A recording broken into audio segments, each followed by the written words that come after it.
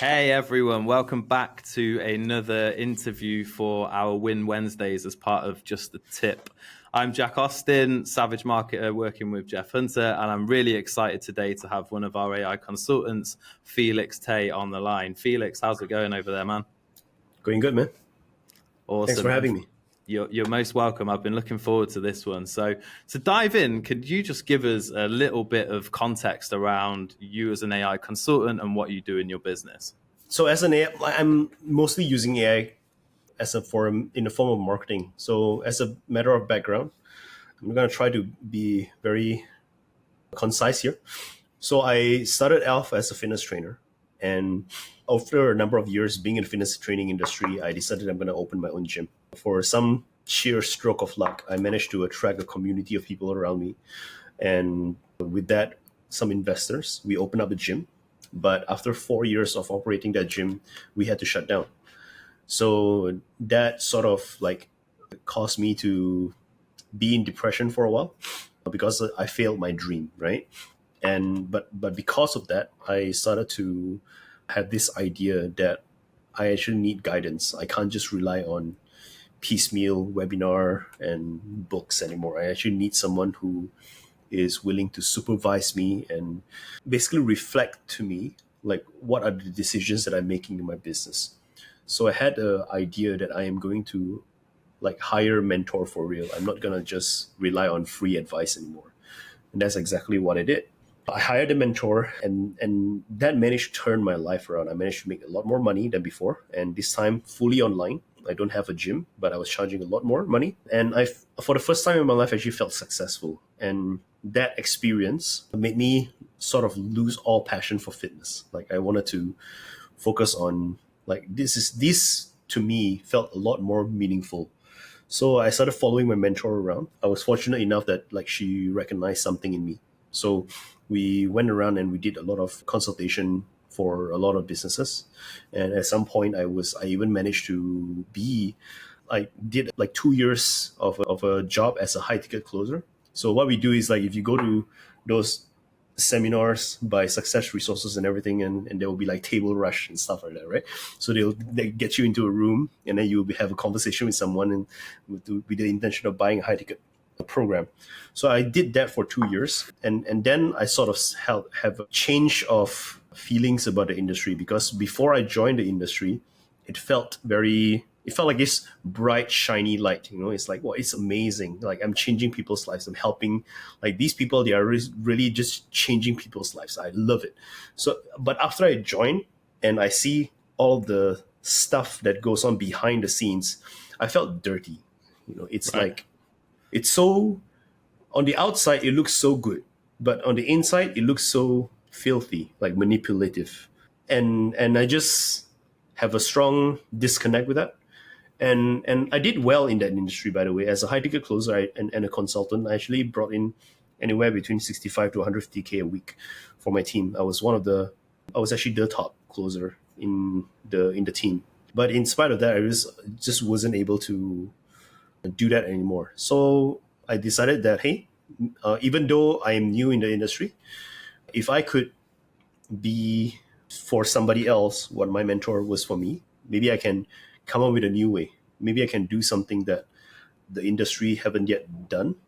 Like I still want to help people making income, but at the same time, I want to do it in an authentic way, with integrity. So I decided to start my own practice, my own consultation, and I dropped all of that high ticket closing stuff. I decided to focus fully on strategy, fully on the things that is aligned with me.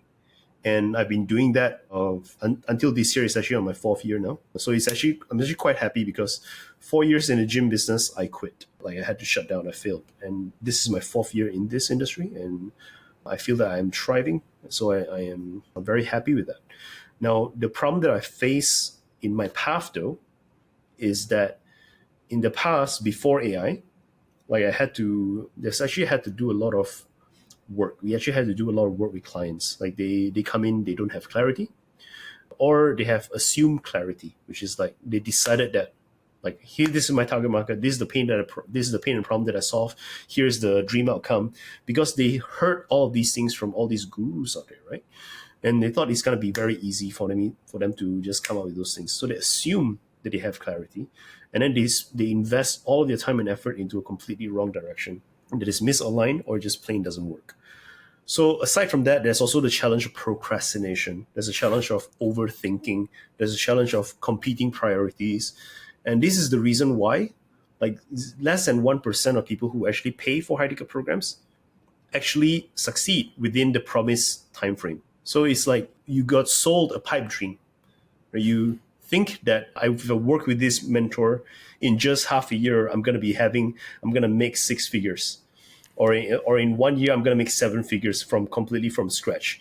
And they believe in all this stuff by the gurus. And then they go in there and then they realize that, actually, there's actually real work involved. So AI is able to, it's not a magic pill. There's still a lot of work involved. But in a simple phrase, I can say that it's sort of democratized success. Because previously, the 1% that succeed in these programs within the promised time frame, starting from absolute zero, are the people who are talented. They are the people who are gifted. They are the outliers, or they have some prior skill. So as an example, maybe somebody who have been working as a media buyer for 5 years before they strike out on their own, like they can make it. But for someone who is not trained, who's not gifted, who's not talented, who have no skill in writing or creative, they're just very good at their skill stuff, right? For those kind of people, it is usually going to take a lot longer than what they anticipate.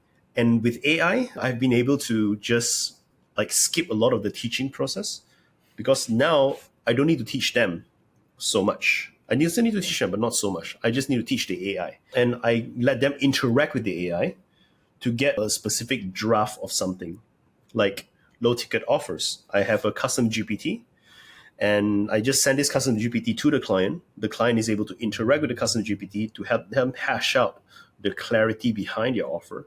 Like what is the problem that is solved? Who is it for? What's the main promise, main outcome? What are the deliverables?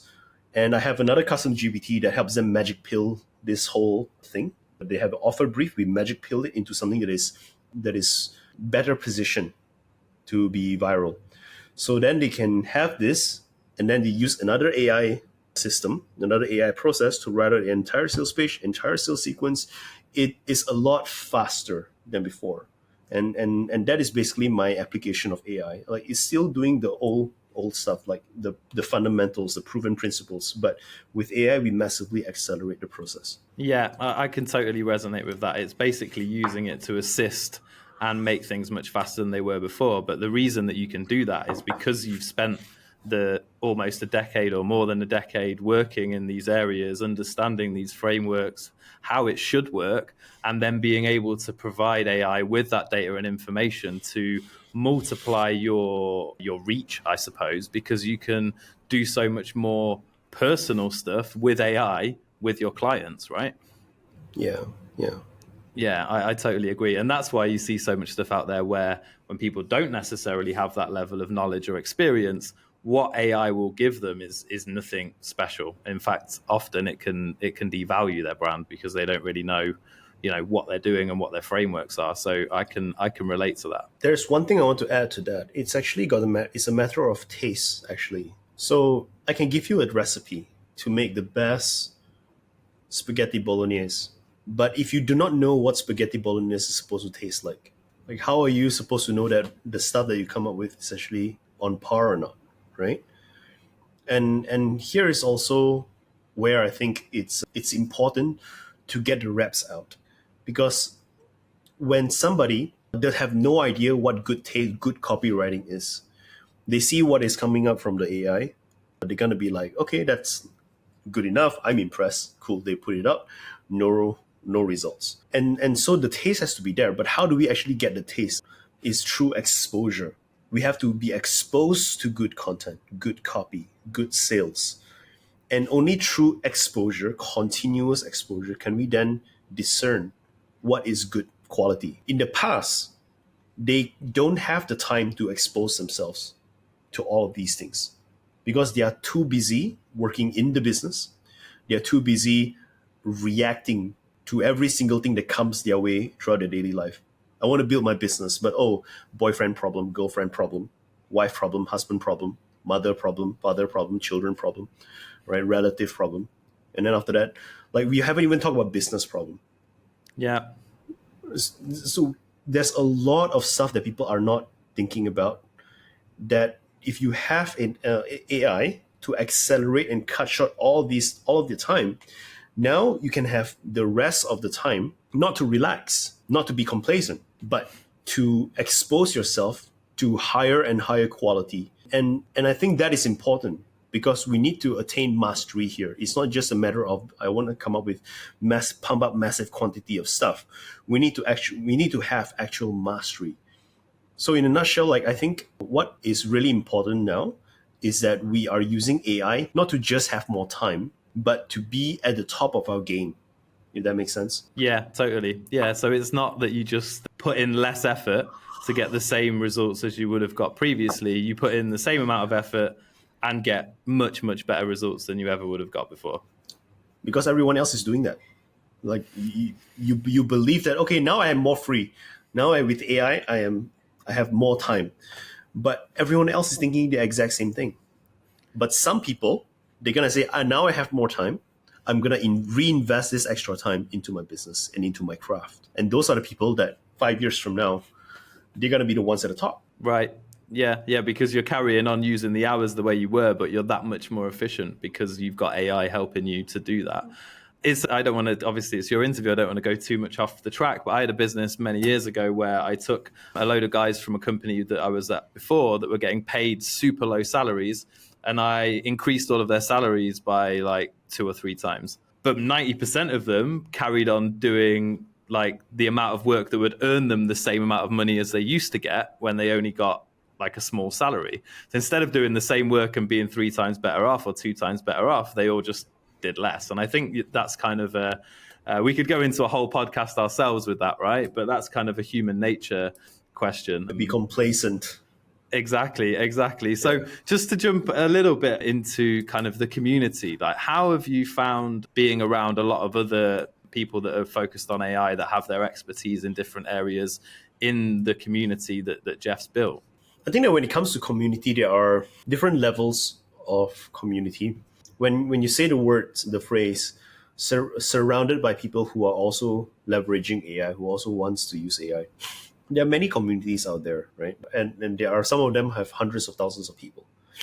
But I want to point out the reality. The reality is that no matter what interests you're dealing with, no matter which area, which segment of the industry you're at, most people are going to be complacent. Most people are not gonna have that fire to focus and do the kind of things that is needed in order to grow their business. Most people would prefer to consume, to be entertained, to relax and find out ways on how else they can relax and how else they can entertain themselves, rather than how else can they grow themselves. Which is the reason why I am much more a fan of joining paid communities as opposed to free communities. So this community, you will notice that I post more in AI consultant group than I do with AI persona builders, than I do in the free group. Because the people who are inside, like when I as an example, the other day I post a lead magnet into the free group. Whenever we want to post anything in that group, it needs to be admin approved. So the admin literally approved that lead magnet that I posted up, because it's good quality stuff and it is free. I'm not leading anyone anywhere. But that single lead magnet that I posted inside the free group have gotten complaints. Somebody literally said, "You are shameless." Another person said that he said, "I'm shameless." And he said, I this is in bad taste, poor taste. And Jeff received a number of complaints about my post. And Jeff was like, "Why are these guys acting like that?" Right? All right. And that post inside the AI for Business group have gotten like very little traction. But I did the exact same post in AI Builders, which is a paid group. People have to pay about $1,000 to join that group, I believe. And another one, AI consultant, $2,500, $3,000. I can't remember what's the price. That's right. Yeah. Yeah, and it has more traction, in spite having less people. So I think it's really cool to be in a paid group because the act of them investing to be in that community proves that they are committed, that they are dedicated, and they can appreciate the idea of commerce. And I think that's a very important thing. Yeah, it's back to that old adage of people who pay attention, right? So I agree with you. If someone's putting their investment, they're putting their money on the line, then they're more likely to be a better quality of person. And it comes with, if you do lots of free webinars and stuff, a lot of the time you'll get people there that are never going to buy. But then for me personally, I kind of enjoy teaching people stuff and educating people anyway. So I think there's a line, but I get what you're saying. That's one more other than just paying attention is the appreciation for commerce. If you don't like commerce, if you have a negative relationship with commerce, how do you expect to be a businessman? Right. Yeah. I like selling people stuff, but I don't like buying stuff. How does that make sense? Yeah. Yeah, you're totally right. You're totally right. So, Felix, if people want to get in contact with you, they want to follow you, they want to check out what you're doing with your business, where's the best place to find you? And I will put links in underneath, but if you could tell us that would be really cool. I am actually most active on X recently. My Facebook, I still maintain my Facebook, but yeah, I'm most active on X. And the best way, if somebody wants to get in touch with me or if somebody wants to consider working with me, is just go to my website, felixtay.com. And there's literally nothing in my website except a subscribe button. Like I don't have tabs about and all of those things. It's literally a one-pager, join my newsletter. And every single day inside my newsletter, I send one insight on client acquisition and on growing your business online through AI. So if anyone wants to get the most amount of value from me for free, that is actually the best way to do so. That's awesome. I'll be signing up to that myself as well. So before we finish, just wanted to say thank you very much for joining us today. Awesome insights. Like there's so much value even in that 15, 20 minutes. I forgot to mention one more thing. For sure. Go for it, Felix. Yeah, I am like a lot of times people ask me, and I notice that there are questions around how do we actually use AI for business? There's a lot of people who are claiming that, and there's nothing wrong with claiming that, but I have been working on something that will clarify that a lot. So, and I call it the AI Client Factory model. So this entire thing is a presentation. So I'm actually going to be explaining the entirety of how people actually convert a stranger into a client, the relationship between there, what are all of the requirements in order for someone to take the necessary action that you want them to take, and what are the specific mechanisms, frequency, what needs to be done, what is the volume that is required, and how AI helps in terms of all of these, like specifically in terms of coming up with all these specific mechanisms.